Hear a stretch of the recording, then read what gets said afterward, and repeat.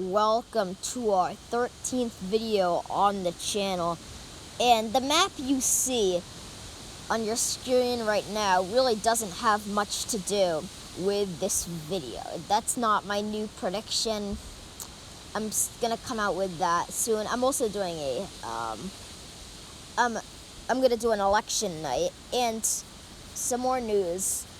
I'm going to on these state-by-state predictions, I'm going to start only doing flip states, but that's just kind of channel news. And I'll start posting that channel news in the description below. But anyway, today we're going to be talking about flip states. More specifically, the three most important flip states. I know the big flip states right now are Florida, Pennsylvania, Georgia, Michigan, Wisconsin, you could call Minnesota a flip state. Arizona, you could call Nevada a flip state. You know, North Carolina, I can't believe I forgot about that. New Hampshire, you could call that a flip state. Maine, even a little bit, is a flip state. Those are flip states. But which states are the most important? And are there flip states that really don't matter? That's what we're going to be going over today. And we are going to start with the third most important flip state. We're doing 3 states, and that is Wisconsin. So this is the Wisconsin district map. And before we get into what this map means, which districts are important, which districts aren't, which districts are most likely to go to the Democrats, which districts are most likely to go to the Republicans, I think we need to go over why this state is so important. And why it is, I mean, these are 10 electoral votes, so it's not like it's California, 55 electoral votes, Texas, 38 electoral votes. It's only 10 electoral votes. Why it's so important is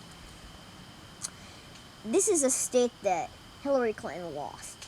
And it's thought to be states like this, states like Wisconsin, states like Michigan, states like Minnesota. I know she won there, but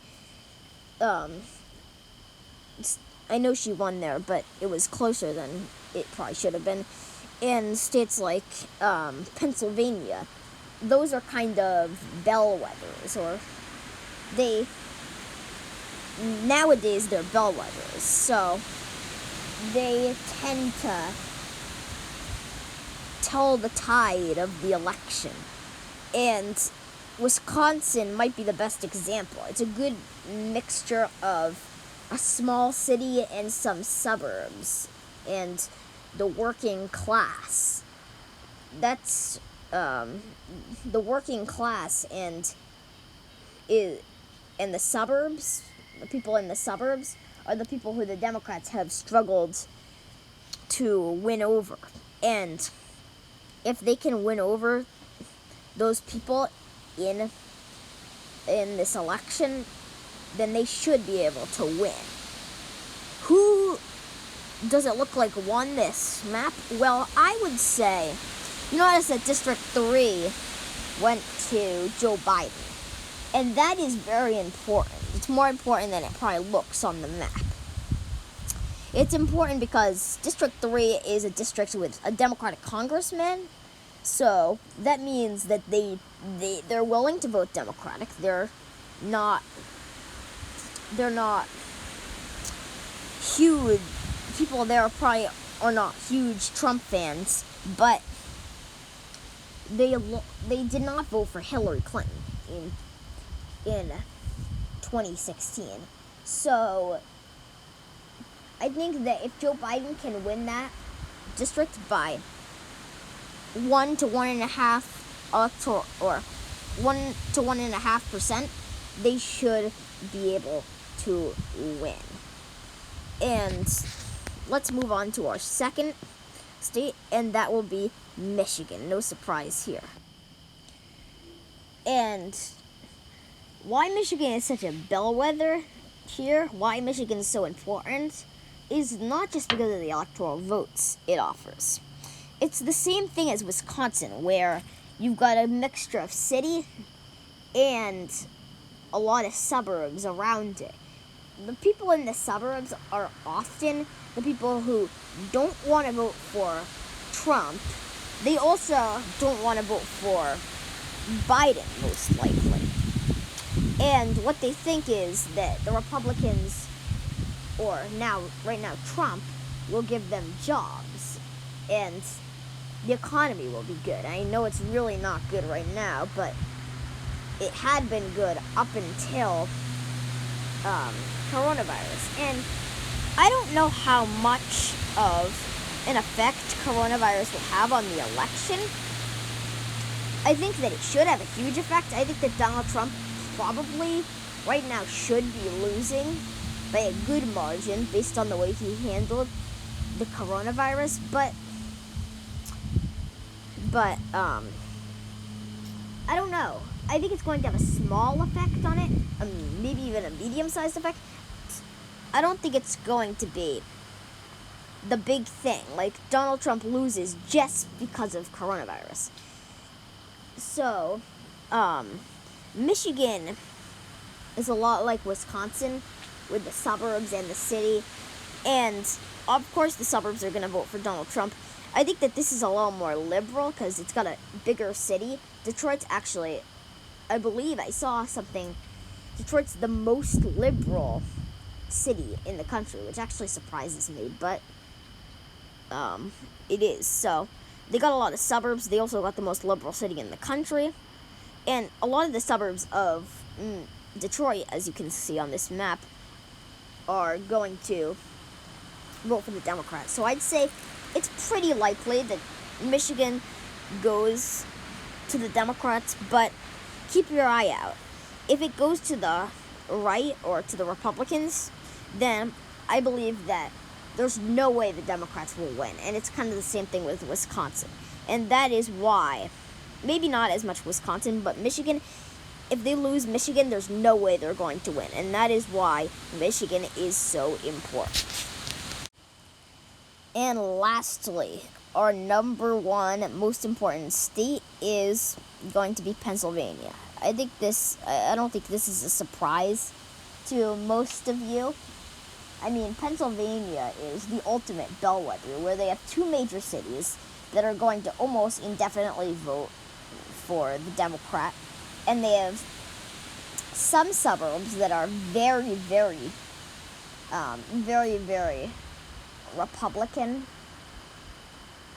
and then they have some flip suburbs. And as you can see, most of the suburbs, other than the suburbs around Philly, have gone to Donald Trump. But does that really matter?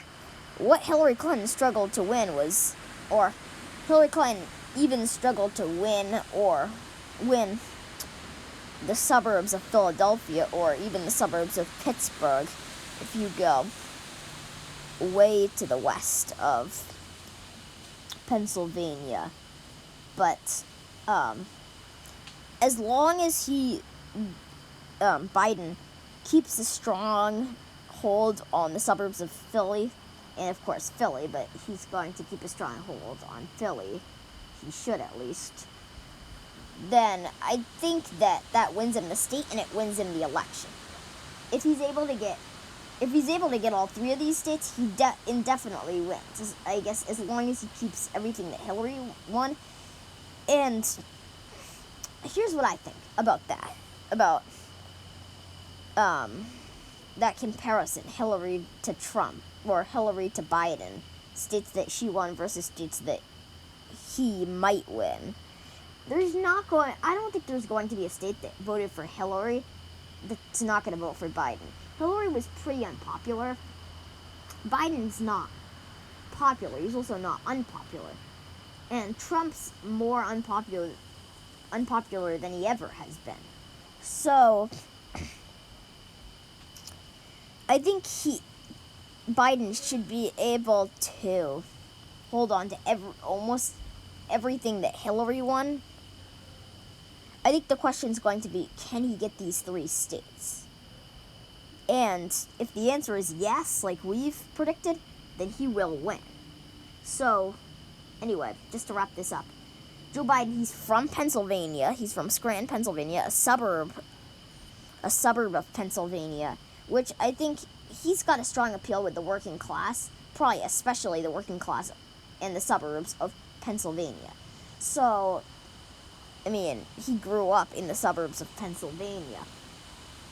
So I think that he's most likely going to win Pennsylvania for this reason. I know the polls are tightening, but they seem to always do that. By the way, I'm sorry about the wind in this video. I'm outside right now, and it's pretty windy, so